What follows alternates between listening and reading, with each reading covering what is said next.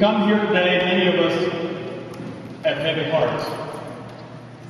We're laying an old friend to rest today.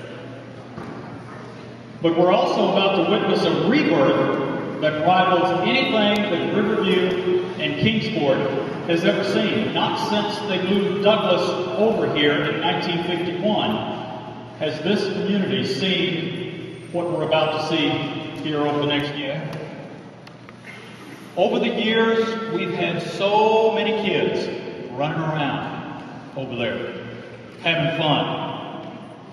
The Bristol kids, the Cartwright kids, the Leaper kids, the Bond kids, the Bly kids, the Henry kids, the Carpenter kids, the Skaggs kids. So many children running around having a good time. Folks, as you probably know, started looking after each other's kids in the Riverview apartments because everybody was playing together.